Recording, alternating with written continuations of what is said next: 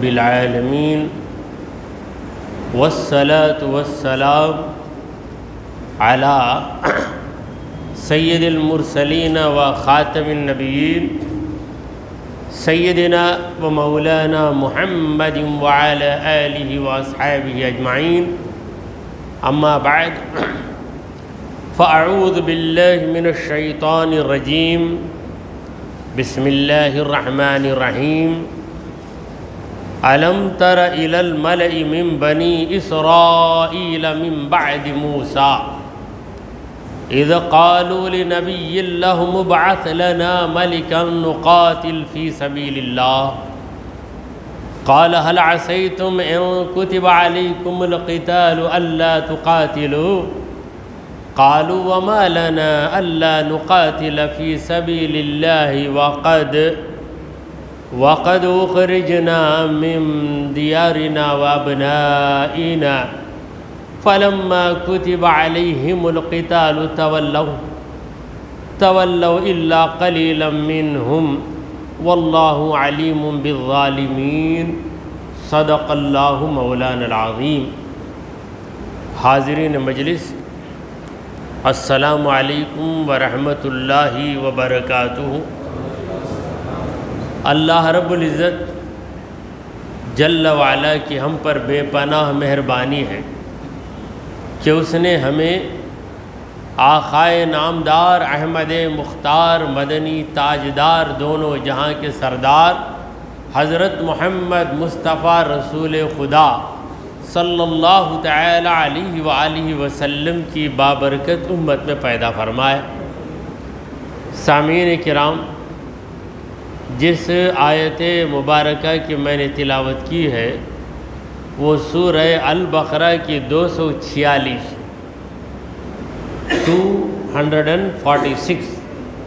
240 پر 6 number کی آیت. اس آیت میں اللہ تبارک و تعالی اس واقعے کا ذکر کر رہا ہے جو واقعہ بنی اسرائیل اور عمالقہ کے درمیان ہوا. جنگ ہوئی، بنی اسرائیل مظلوم تھے، عمالقہ ظالم تھے. اللہ تعالیٰ کسی ظالم قوم کو مسلمانوں پر اس وقت مسلط کرتا ہے جب مسلمانوں میں غفلت آ جاتی ہے، بے دینی آ جاتی ہے، اللہ اور اس کے رسول کے احکام کو وہ پسے پشت ڈال دیتے ہیں تو پروردگار عالم کسی ظالم قوم کو ان پہ مسلط کر دیتا. ویسے تو ہم دعا کرتے ہیں اللہم لا تسلط علینا من لا یرحمنا، اے اللہ کسی ایسے آدمی کو ہم پر سلطنت مت دے جو ہم پر رحم نہ کرے. سلطنت اسی کو ملے گی جسے خدا دینا چاہے. وہ کافر کو بھی سلطنت دے دیتا ہے. فرعون کافر تھا، اللہ نے سلطنت دے دی. نمرود کافر تھا، اللہ نے سلطنت دے دی. سلطنت کسی کے بھی ہاتھ میں رہے مگر وہ سلطنت کرنے والا ہم پر مہربان رہے. دیکھیں یہاں پر راجاؤں کی سلطنت تھی ہندوستان میں. سلطنت حکومت راجاؤں کی تھی مگر زمانہ ولیوں کا تھا. تو یہ راجہ ولیوں پر مہربان ہو گئے. کتنے راجہ ایسے ہیں جنہوں نے ایک ولی کے نام پر بڑی سے بڑی زمین کو بطور انعام دے دیا. یہ در حقیقت ان کے نیک اعمال کا نتیجہ ہے کہ پروردگار ہمارے دشمن کو بھی ہم پہ مہربان بنا دیتا ہے. چلیے، بنی اسرائیل، ان پر عمالقہ یہ قوم تھی، یہ لوگ مسلط ہو گئے اور بنی اسرائیل ڈر کر اپنے ہی وطن سے نکل کر ملک شام سے نکل گئے اور بڑی تنگی کی زندگی، ڈر کی زندگی گزارنے لگے. پتہ نہیں کب عمالقہ حملہ کر دے، ڈر ڈر کر زندگی گزارنے لگے. یہ واقعہ موسیٰ علیہ السلام کے انتقال کے 300 برس بعد کا ہے. بنی اسرائیل موسیٰ علیہ السلام کے زمانے سے ہیں. موسیٰ علیہ السلام کے زمانے میں انہیں بڑی عزت ملی. اللہ تعالیٰ نے فرعون سے انہیں نجات عطا فرمائی. فرعون سے نجات پا کر نکلے اور ملک شام میں آباد ہو گئے. پھر وقت گزرتا گیا، ان کی شرارتیں دن بدن بڑھتی گئیں. کن کی شرارتیں؟ بنی اسرائیل. تو اللہ نے ایک ایسی قوم کو جو دین پر نہیں تھے، بت پرست تھے، ان کو اللہ نے مسلط کر دیا. اب بنی اسرائیل اس دور میں یعنی موسیٰ علیہ السلام کے بعد اللہ نے ایک پیغمبر کو بھیجا جن کا نام تھا حضرت شمویل علیہ السلام. یہ شمویل علیہ السلام کے زمانے کی بات ہے. تو بنی اسرائیل حضرت شمویل علیہ السلام سے گزارش کرتے ہیں کہ اے خدا کے نبی، اے حضرت شمویل، کچھ انتظام کیجئے. ہم کب تک ظلم برداشت کرتے رہیں گے؟ کسی کو ہمارا امیر مقرر کیجئے، کسی کو ہمارا لیڈر بنائیے تاکہ ہم اس کی لیڈرشپ میں، اس کے کنٹرول میں رہ کر عمالقہ سے جنگ کریں. پھر جنگ ہوئی اور اس جنگ سے متعلق کئی باتیں واقع ہوئیں. ان تمام کا تذکرہ ان آیتوں کے اندر آ رہا ہے. میں نے یہ جو اشارہ دے دیا کہ کیا واقعہ ہے یہ سمجھ میں آ جائے تو آیتوں کے سمجھنے میں بڑی آسانی ہو جائے گی. بالآخر اللہ تعالیٰ نے بنی اسرائیل کو غلبہ دیا اور قوم عمالقہ شکست کھا کر بھاگ گئے اور ان کا جو سردار تھا جالوت وہ مارا گیا. قوم عمالقہ کے سردار کا نام کیا تھا؟ جالوت. وہ مارا گیا. جب سردار لیڈر مارا جاتا ہے، سپہ سالار مارا جاتا ہے تو پوری قوم کے قدم لڑکھڑانے لگتے ہیں اور ان کی ہوا اکھڑ جاتی ہے. تب آئیے آیتوں کی طرف. پروردگار کہہ رہا ہے الم ترى، کیا تم نے نہیں دیکھا ہے میرے مصطفیٰ، الی الملأ، اس قوم کی طرف، من بنی اسرائیل، جو بنی اسرائیل میں سے تھے. بنی اسرائیل میں ایک جماعت، بنی اسرائیل کا ایک فرقہ، بنی اسرائیل کا ایک طبقہ، ایک ٹیم، من بعد موسیٰ علیہ السلام کے بعد. یعنی یہ جو واقعہ ہے موسیٰ علیہ السلام کے زمانے میں نہیں ہوا، موسیٰ علیہ السلام کے بعد ہوا. مگر بنی اسرائیل یہ تو موسیٰ علیہ السلام کے زمانے میں بھی تھے. ان پر اس زمانے میں فرعون کا ظلم ہو رہا تھا اور موسیٰ علیہ السلام کے بعد 3 صدیاں گزر گئیں. 3 صدیاں، 3 سینچوریز ہو گئے. اب موسیٰ علیہ السلام کے بعد انبیاء آتے رہے. نبیوں کے آنے کا سلسلہ کب بند ہوا؟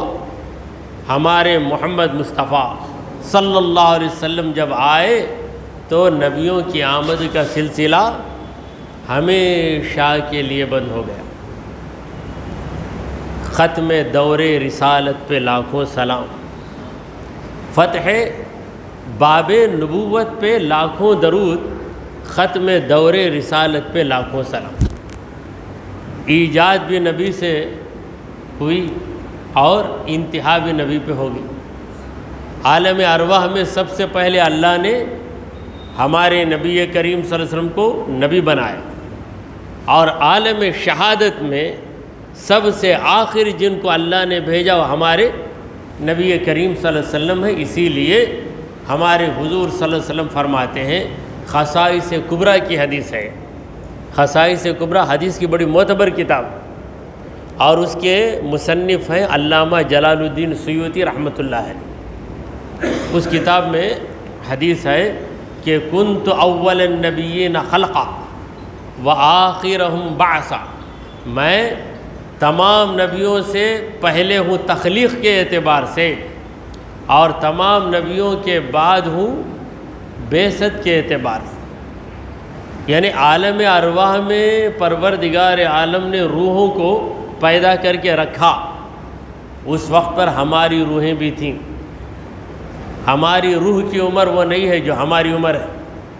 اب ہماری عمر کیا ہے؟ کسی سے پوچھا جائے تو کہے گا 1950 میں پیدا ہوا، 1960 میں پیدا ہوا۔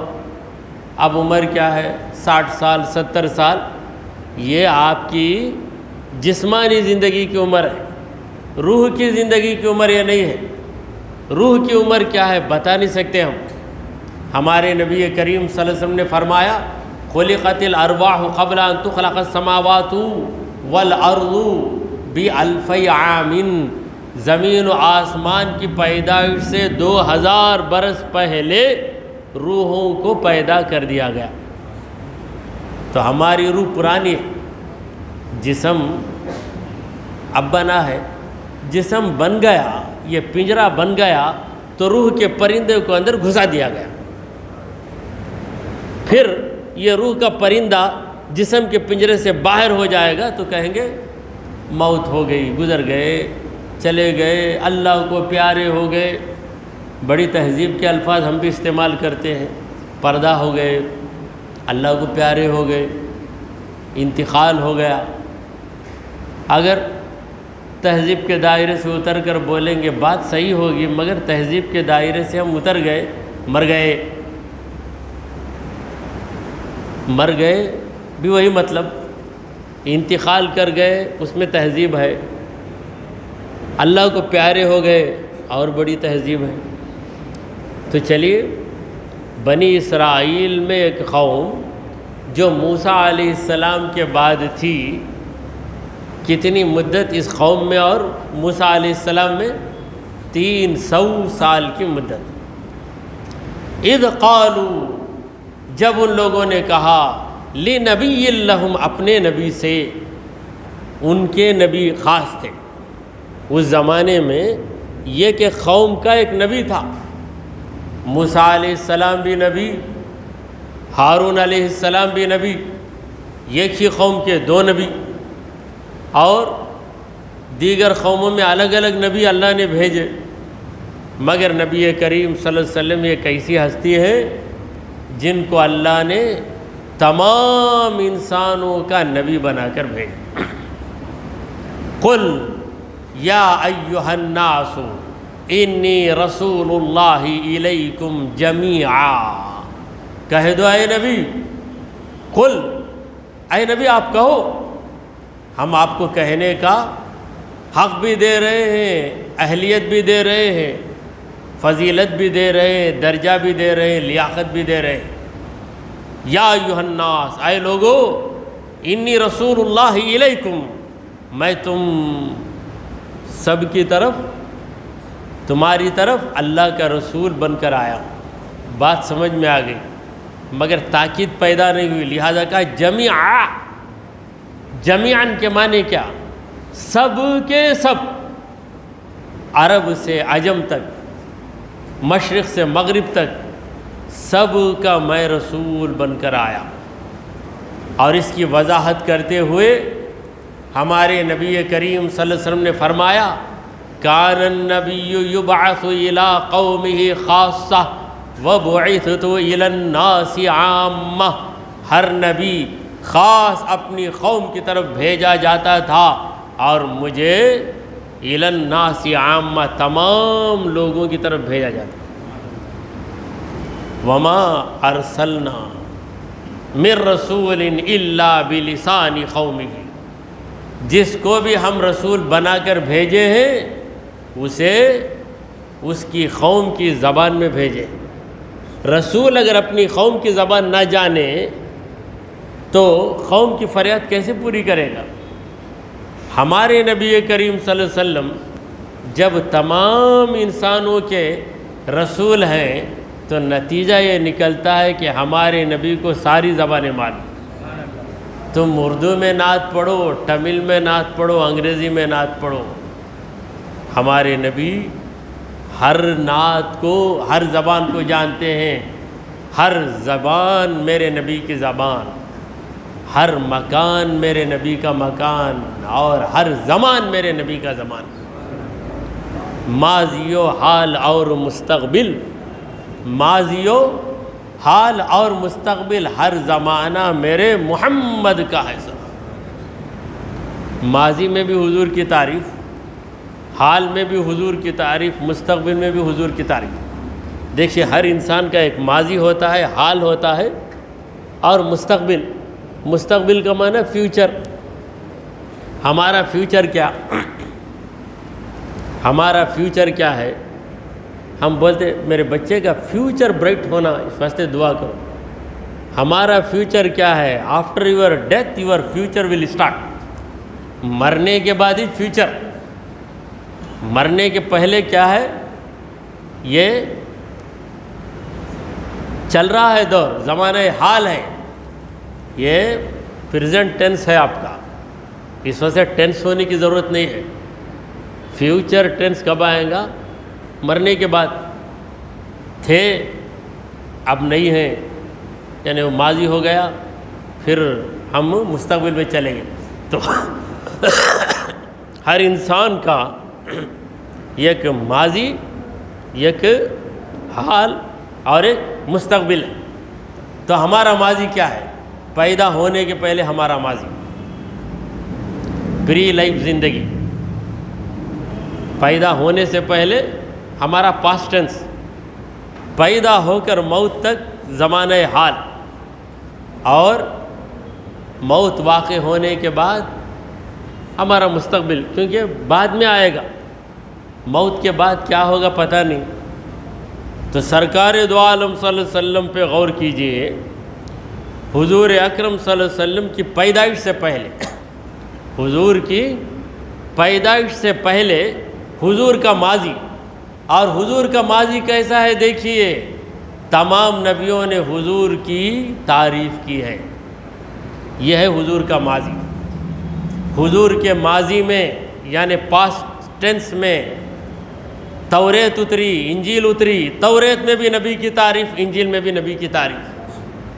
قرآن کہتا ہے الذین یتبعون الرسول النبی الامی الذی یجدونہ مکتوبا عندہم فی التوراۃ والانجیل۔ نبی کی تعریف کہاں لکھی ہوئی ہے؟ مکتوبا عندہم، ان کے پاس یہ نبی کی تعریف رہنے بات۔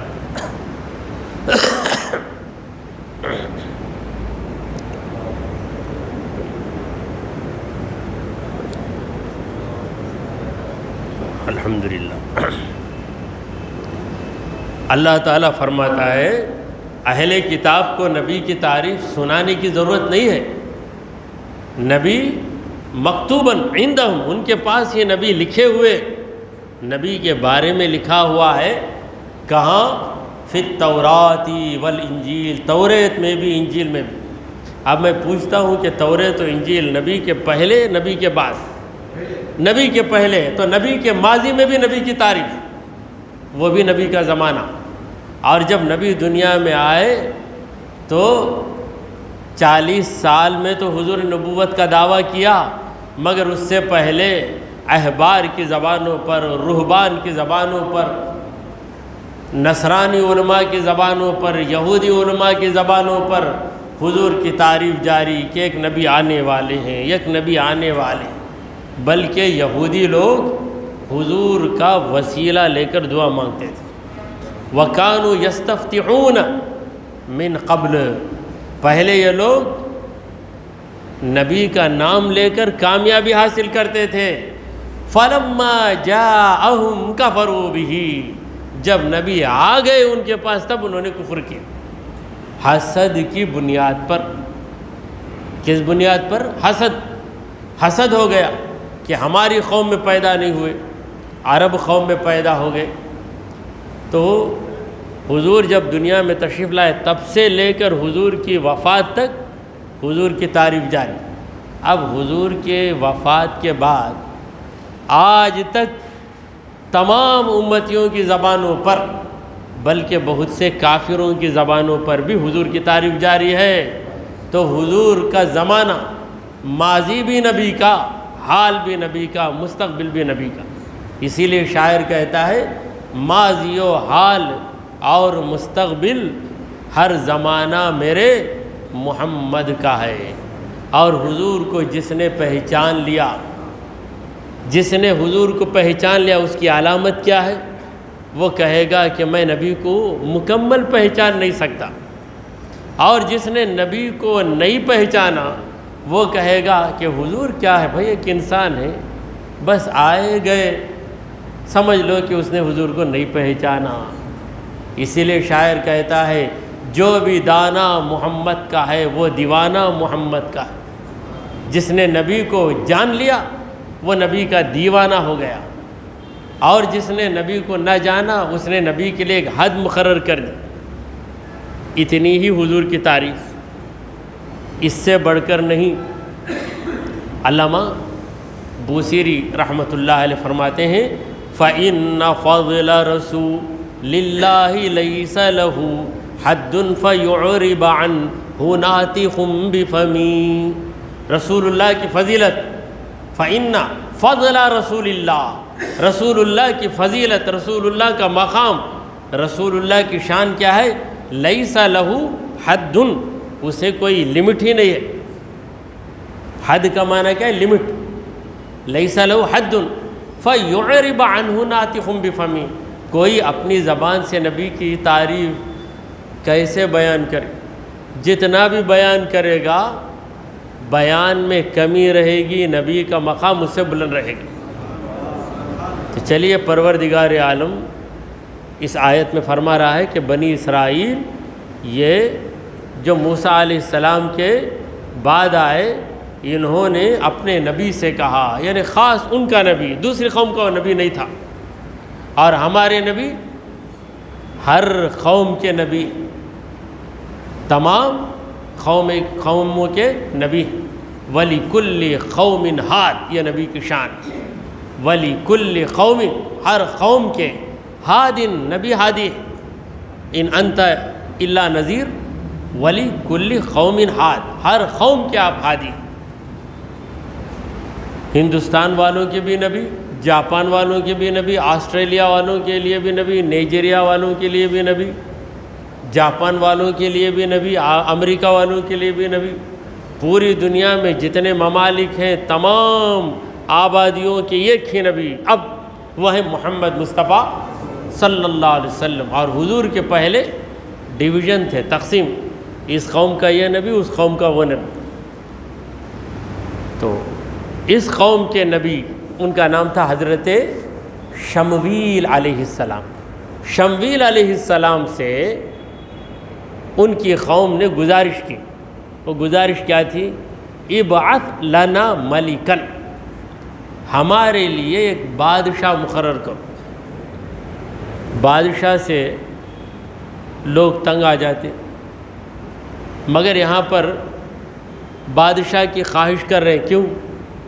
اس لیے کہ بستی کو چلانے کے لیے ایک بادشاہ کی ضرورت ہے، مگر اسلام بادشاہت کو پسند نہیں کرتا، اس لیے ہم بادشاہت کے بجائے خلافت کا نام دیتے ہیں۔ اور خلافت کیا ہے؟ جانشینی، نبی کریم صلی اللہ علیہ وسلم کے راستے پہ چلنا، یہ ہے خلافت۔ اور بادشاہت میں خود مختاری، میں بادشاہ، میں جو چاہوں کروں، مگر خلیفہ ایسا نہیں میں جو چاہوں کروں، بلکہ خلیفہ کہے گا کہ اللہ اور اس کے رسول کے احکام کو جاری کرنا یہ میری ذمہ داری ہے، اپنی منمانی چلانا یہ میرے لیے جائز نہیں۔ یہ ہے خلافت اور وہ ہے ملوکیت۔ خلافت و ملوکیت دونوں میں بڑا فرق۔ تو ان لوگوں نے عرض کی ہمارے لیے ایک بادشاہ مقرر کرو۔ کس سے گزارش کر رہے ہیں؟ پیغمبر سے، شمویل علیہ السلام سے۔ یہ نہیں کہتے کہ آپ ہی بادشاہ بن جائیے، کیونکہ بادشاہ بننے کے لیے چند خصلتوں کی ضرورت ہے، اور شمویل علیہ السلام پیغمبر ہیں، پیغمبر کی حیثیت سے وہ لوگوں کی تربیت کر رہے تھے۔ اب بادشاہ کا کام ہے جنگوں میں بھی جانا، دشمنوں سے بھی لڑنا، یہ ایک بادشاہ مقرر کیجئے. جب بادشاہ مقرر ہو گیا تو ہم کریں گے کیا؟ نقاتل، ہم جنگ لڑیں گے، فی سبیل اللہ، اللہ کے راستے میں ہم اپنے دشمنوں سے جنگ کریں گے. تو بنی اسرائیل کے دشمن قوم تھے عمالقہ، یہ قوم تھی. ہم اللہ کی خاطر لڑیں گے، مگر نظم کے لیے. نظم آپ جانتے ہیں، ڈسپلن. ڈسپلن کو اردو میں نظم کہتے ہیں، پوئم کو بھی نظم کہتے ہیں. یہ ایک نظم کے لیے ہر جگہ ایک ہیڈ ہوتا ہے. اسکول ہے، اسکول میں ایک ہیڈ ماسٹر ہونا. نہیں سارے ٹیچر ہیں ایک ساتھ، ہیڈ ماسٹر کی کیا ضرورت؟ تو پھر نظام نہیں رہے گا. بینک ہے، پورے کلرکس ہیں، نہیں ایک مینیجر ہونا. مینیجر رہنا نہیں رہا تو ہر ایک ڈیمیجر بن جائے گا. پورے کلرک کا مل کو کیا کریں گے؟ بینک کو ڈیمیج کرا لیں گے، ڈیمیجر ہو جائیں گے. اس واسطے ایک مینیجر ہونا ضروری ہے. تو کالج ہے، پرنسپال. تو آج کالج کے ہیڈ کو ہی پرنسپال نہیں، ایل کے جی جس اسکول میں ہے، پرائمری اسکول، وہاں کا جو ہیڈ ہوتا ہے وہ خود کو ہیڈ ماسٹر کہلوانا پسند نہیں کرتا، پرنسپال. اسکول کے بھی پرنسپال. زمانہ ایسا آ گیا. وجہ کیا ہے؟ اس پہ میں نے غور کیا. ہیڈ ماسٹر کوئی نام رکھنا پسند نہیں کرتے. تو میں نے ایک دکان دیکھی، وہ دکان تھی نائی کی دکان، کٹنگ. وہ دیکھا وہ کیا ہے، چاپ بنانے والا ٹی ماسٹر، میں سر کو بنانے والا ہیڈ ماسٹر نام رکھ لیا. دکان پہ باقاعدہ لکھا ہے ہیڈ ماسٹر. یہ کیا ہے بھائی ہیڈ ماسٹر؟ یہ اسکول بھی نہیں، کیا بھی نہیں. تو بولا کہ جب ٹی بنانے والا ٹی ماسٹر ہے، میں ہیڈ بناتا ہوں نا، سر کو برابر کٹنگ کر رہا تھا، میرا نام کیا ہے؟ ہیڈ ماسٹر رکھ لیا. اب ہیڈ ماسٹروں نے سوچا کہ یہ نام صحیح نہیں ہے، پرنسپال ہمارا نام رکھ. تو چھوٹے اسکول کا نام بھی پرنسپال رکھ لیتے. وہاں کام کرنے والا جو ہیڈ ہوتا ہے وہ اپنے نام کے ساتھ پرنسپال ہی لکھتا ہے یا لکھتی ہے. چلیے بطور لطیفہ میں نے ایک بات کہہ دی. تو سردار کا ہونا، لیڈر کا ہونا، یہ ایک لازمی چیز. کوئی بھی کمیٹی ہو تو ممبرس رہیں گے، تو اس کا ایک پریسیڈنٹ ہونا، چیئر پرسن ہونا، چیئرمین ہونا ضروری. تو قوم کا اگر کوئی سربراہ نہ ہو، لیڈر نہ ہو، تو پھر وہ قوم کوئی کام انجام نہیں دے سکتی. نظم و ضبط یعنی ڈسپلن کے لیے ایک سردار کی ضرورت ہے. لہذا انہوں نے کہا کہ ایک سردار مقرر کیجیے، یہ ایک بادشاہ مقرر کیجیے اے اللہ کے نبی شمویل، تاکہ ہم اللہ کے راستے میں لڑیں. اب حضرت شمویل علیہ السلام خدا کے نبی ہیں. نبی کی عقل عام لوگوں کی عقلوں کی طرح نہیں ہوتی. عام لوگوں کی عقلوں کے اندر مکاری ہوتی، کیسا دبانا، کیسا لوٹنا، کیسا ہضم کرنا. مگر جو نبی ہوتا ہے اس کی عقل میں حکمت ہی حکمت ہوتی ہے. کیسے مصیبت سے بچنا، کیسے فساد سے بچنا. اور جو نبی کے طریقے پہ رہتے ہیں اللہ کے نیک بندے، ان لوگوں کی عقل بھی ویسی ہوتی، یعنی عقل اصلاح کی جانب مائل رہتی ہے، اور دنیا والوں کی عقل لوٹنے کی طرف ہی مائل رہتی ہے. کیسا بھی میں لوٹ لے لوں، میرا جیب بھر جانا، اسی کا نام وہ عقل مندی بھی رکھتے ہیں. تب شمویل علیہ السلام بنی اسرائیل کے مزاج سے واقف تھے. بڑی ٹیڑھی قوم ہے، یہ لوگ روئیں گے، پلائیں گے، گڑ گڑائیں گے، جب احسان کیا جائے گا تو پلٹ کے لات ماریں گے. قوم ویسی. اور وہ فطرت بہت سے لوگوں میں نظر بھی آتی ہے، جس رکابی میں کھائیں گے اسی میں سوراخ کریں گے، جو مدد کرے گا اسی کو گالی دیں گے. بعض رشتہ داروں میں بھی ہوتی ہے عادت، جو رشتہ دار زیادہ چاہتا ہے، مدد کرتا ہے، خیریت پوچھتا ہے، کیا بھائی سے دوسرا کام نہیں کا بار بار آ جاتا نا. خیال کرنے والے کو ایسا برا سمجھیں گے. تو یہ احسان فراموشی، یہ ان لوگوں کی عادت. اور پھر وعدہ کر کے پلٹ جانا، یہ برائی بھی بنی اسرائیل میں تھی. لہٰذا وہ پیغمبر کہتے ہیں حل عصیتم، ارے تم لوگوں سے امید کیا ہے، ان کتب علیکم القتال، جب جنگ کرنا تم پہ فرض کر دیا جائے گا، یعنی اللہ تعالیٰ ایک بادشاہ کو مقرر کرے گا، پھر تمہیں حکم دے گا کہ اس بادشاہ کے کنٹرول میں رہ کر جنگ کرو، جب جنگ کرنا تم پہ فرض کر دیا جائے گا، جنگ کرنے کا جب آرڈر آ جائے گا، تو تم لوگوں سے کیا امید ہے، اللہ تقاتلوا، تم لوگ جنگ نہیں کریں گے۔ یعنی آپ بڑے زور و شور سے کہتے ہو، بڑے زور و شور سے کہتے ہو کسی کو بادشاہ بناؤ، ہم جنگ کریں گے، ہم لڑیں گے، اللہ کی راہ میں لڑیں گے، نقاتل فی سبیل اللہ، اللہ کے راستے میں ہم جنگ کریں گے۔ تو پیغمبر نے کہا جنگ کرو گے تم؟ How can I expect this from you, یہ امید میں کیسے رکھ سکتا ہوں تم سے، کیونکہ تمہارے بارے میں یہ امید رکھنا، یہ ایکسپیکٹیشن صحیح نہیں ہے، تم جنگ نہیں کرو گے، مجھے ڈر ہے، مجھے امید نہیں ہے تم سے۔ تو یہ پیغمبر کی اس بات کو سن کر ان کے اندر غیرت آ گئی۔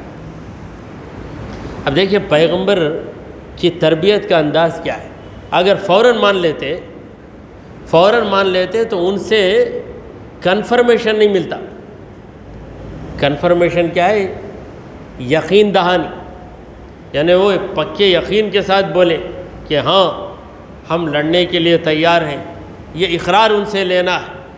اب اقرار لینے کے لیے کیا کرنا، آواز نکالنا تو چبانا تو یہ آواز آتی، تو اس لیے بولے ارے تم لوگ لڑیں گے کیا بھائی، تمہارے اندر اتنی ہمت کہاں، اتنا حوصلہ کہاں؟ اگر میں میرے رب سے فریاد کروں پروردگار کسی کو بادشاہ مقرر کر، میرا پروردگار کسی نیک انسان کو بادشاہ مقرر کر دے گا، پھر تمہیں حکم دے گا، اب کیا ضرورت ہے جب تم کرو گے ہی نہیں تو آرزو کرتے کیوں ہو؟ کیونکہ آج تک تم کسی سے لڑ کر اپنی بہادری کے جوہر نہیں دکھائے، تم تو ڈرپوک قوم ہو، تم بھاگنے والی قوم ہو، تم سے کیا امید ہے؟ تب انہیں غیرت آئی اور وہ جنگ کرنے کی وجہ بتانے لگے۔ قالو، لوگوں نے کہا، یعنی بنی اسرائیل نے کہا، یہودیوں نے کہا، وَمَا لَنَا أَلَّا نُقَاتِلَ فِي سَبِيلِ اللَّهِ، ہم کیوں اللہ کے راستے میں جنگ نہیں کریں گے؟ اب ان کے اندر اخلاص آ گیا، فی سبیل اللہ، فی سبیل اللہ، اللہ کے راستے میں، اللہ کے راستے میں، اللہ کے راستے میں ہم کیوں جنگ نہیں کریں؟ جنگ نہیں کرنے کی کیا وجہ ہے؟ جنگ کرنے کی وجہ تو ہے، مگر آپ کہہ رہے ہیں ہم جنگ نہیں کریں گے، اس کی وجہ کیا ہے؟ وَقَدْ أُخْرِجْنَا مِنْ دِيَارِنَا وَأَبْنَائِنَا، ارے ہمیں نکال دیا گیا ہمارے گھروں سے، من دیارنا، دیار دار کی جمع ہے، دار کا معنی ہے گھر، من دیارنا، ہمارے گھروں سے ہم کو نکال دیا گیا، ہمیں بے گھر کر دیا گیا، جلا وطن کر دیا گیا، ہم اپنے گھروں کو چھوڑ کر بھٹک رہے ہیں، ایسا ظلم ہوا ہے ہم پر۔ وَأَبْنَائِنَا، ہمارے بچوں کو ہم سے دور کر دیا گیا، ہمارے بچوں کو چھین لیا گیا، ہمارے بچوں کو مار دیا گیا۔ عمالقہ بڑی ظالم قوم تھی، یہ بچوں کو بھی نہیں بخشتے تھے، ہمارے بچوں کو مار دیا گیا، ہمارے گھروں کو لوٹ لیا گیا، اتنا ظلم ہم پر ہوا ہے، اس کے باوجود ہم لڑے بغیر کیسے رہیں گے؟ ہم لڑیں گے۔ تب ان کے لڑنے کی وجہ واضح ہو گئی، ظلم ہوا ہے اس لیے مار کھائے۔ اب انہیں یقین ہو گیا کہ ایسے ہی رہیں گے تو مار پڑتی ہی رہے گی، اب ہمیں اٹھنا ہے، کچھ کرنا ہے، یہ جذبہ ان کے اندر آیا۔ پھر اللہ فرماتے فَلَمَّا كُتِبَ عَلَيْهِمُ الْقِتَالُ، جب ان پر جنگ فرض کر دی گئی۔ قتال کا معنی ہے جنگ، قتل کا معنی ہے کاٹ دینا، گردن اڑا دینا قتل، قتال کا معنی ہے جنگ کرنا۔ یعنی عربی زبان میں ایک نزاکت ہے کہ ایک ہی لفظ کا ذرا شیپ بدلتے ہی معنی بدل جاتا ہے۔ قتل ان کا معنی ٹو کل، مار دینا، قتال ان کا معنی ٹو فائٹ، جنگ کرنا، لڑنا۔ تو کیسا، یہ نزاکت کسی دوسری زبان میں نہیں ہے۔ صرف عربی زبان میں. یہاں پر باب بدلتا ہے تو وزن بدل جاتا ہے. یہ قتال فعال کا باب ہے، قتل ثلاثی مجرد ہے، باب بدلا، وزن بدلا، معنی بدل گیا. تو جب ان پر جنگ فرض کر دی گئی تولوا پلٹ گئے. الا قلیلا منہم، بہت کم لوگ ثابت قدم رہے. قلیلا منہم، کم لوگ ثابت قدم رہے، اکثر لوگ اپنے وعدے سے مکر گئے. واللہ علیم بالظالمین، اللہ تعالیٰ ظالموں کو جانتا ہے، ظالموں کو جانتا ہے. 9 بج گئے. تو یہ ایک آیت کی وضاحت ہوئی ہے. یہ سلسلہ واقعے کا اگلی آیت میں جاری ہے، اس کے بعد والی آیت میں بھی ہے. تو انشاءاللہ العزیز آئندہ محفل میں بقیہ واقعے کو آیتوں کی روشنی میں عرض کیا جائے گا. دعا کیجئے کہ پروردگارہ ہم نے جو کچھ کہا اور سنا اسے قبول فرما لے. اے اللہ ہمارے گناہوں کو معاف فرما، ہماری خطاؤں کو درگزر کر دے. اے رب کریم ہم پر تیری رحمتیں نازل فرما. اے اللہ ہمیں سیدھے راستے پر چلا، تیرے انبیاء اور تیرے اولیاء کے راستے پر چلا. اے رب جلیل ہمارا خاتمہ ایمان کی حالت میں فرما. وصلی اللہ تعالی علی خیر خلقہ سیدنا و مولانا محمد وعلی آلہ و اصحابہ اجمعین.